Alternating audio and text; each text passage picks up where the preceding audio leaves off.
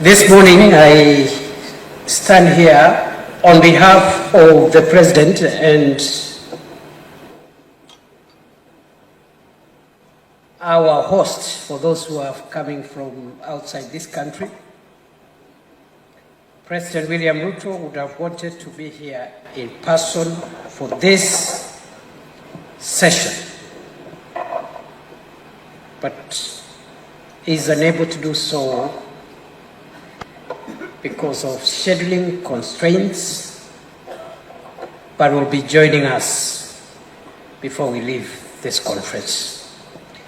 So perhaps as we go towards closure tomorrow, he will be here physically, not just to interact with us, but also to be able to restate the commitment of this country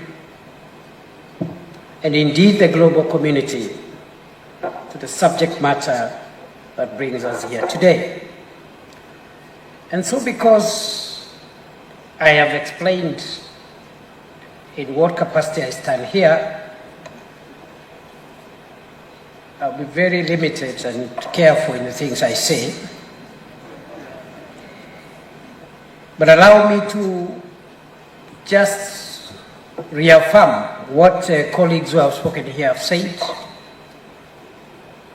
how important the oceans are to the survival of our planet. And I think we all appreciate that science tells us that the survival of our planet and the survival of humanity has a very close and permanent relationship with the health of our oceans. And therefore,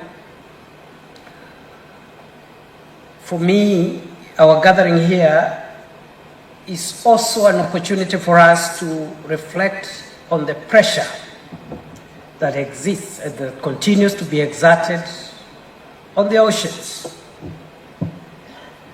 and pressure that is human made. And if it is human made pressure, it means it can be managed, can be controlled, and the human activity that has exerted environmental pressure on our oceans can be addressed for the reversal of some of the effects that are undermining the health of our oceans. And therefore, we must appreciate how unsustainable the situation as it is today is, and work towards implementation of a sustainability program. And as just been said by Secretary John Kerry and other speakers, moving to action and impact. Kenya has been associated with the global debates on the oceans for quite a bit of time. 50 years ago, Kenya took a very, very active role in the debates and the conversations that eventually culminated in the adoption of the UN Convention on the Law of the Sea in 1982 in the Montego Bay Conference. And that legal framework has helped to some extent to mitigate against anthropogenic pressures on the ocean, with commitments around pollution and also the management of the common spaces of the ocean, the common heritage of mankind and spaces that are beyond the national jurisdiction of any state. Excellencies, therefore, Kenya continues to participate as a member of the global community in these discussions. Fast forward in 2018, together with Japan and Canada, we hosted the Conference on Sustainable Blue Economy in Nairobi, co-hosted. In 2022, together with Portugal, we co-hosted in Lisbon the second UN Conference on the Oceans. And therefore, we are happy to be part of this ongoing conversation. And I must say, therefore, the creation of a special ministry responsible for the blue economy and maritime affairs is not an accident, it's not an afterthought, but is a continuation of a long journey that this country has traveled in terms of focusing our attention as we look towards contributing to a healthier and safer environment and the oceans.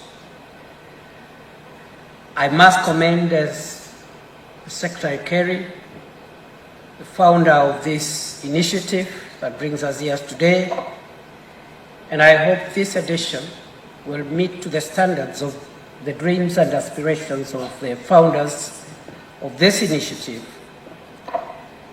and will build on the successes of previous conferences to strengthen cooperation and accelerate implementation, to create synergy, and also to make sure that we promote policy coherence, boost scalability of action, and secure the positive impact that we look for.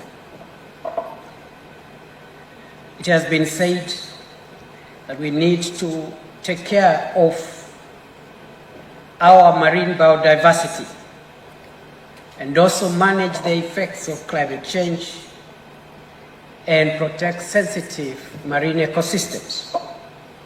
But I don't think it is my space to speak about that, because I know there are enough scientists and enough professionals in this field who can state this matter a little clearer.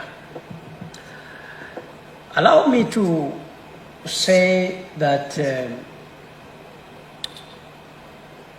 in terms of situating what our obligation as this generation is on this subject matter, it has been said that we do not inherit the earth from our ancestors. Instead, we borrow it from our children. What this means, friends, is that we have an obligation as the current generation to return the ocean to our children cleaner, richer, and more resilient than we found it. That is how profound our obligation is.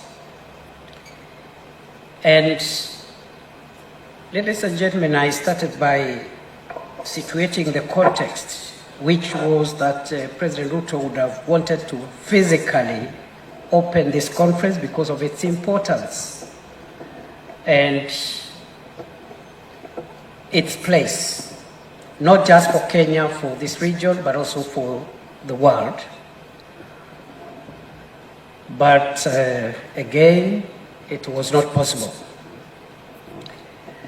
Therefore, President Ruto, as a message for this session, even as we wait for him to come and join us physically before the end of this conference. Allow me, therefore, ladies and gentlemen, to leave it there for now and then request that we listen for 5 minutes the message of His Excellency President William Samoei Ruto, President of the Republic of Kenya, on occasion of this official opening of the 11th Oceans Conference and the high-level session that will be following immediately after this. Wapi makofi ya rais? Oh, sorry, I spoke in Swahili. I just said, Excellencies, let us listen to His Excellency the President. Thank you very much. I was not trying to interpret the Minister Joho's proverb, and you cannot delegate upwards, Minister.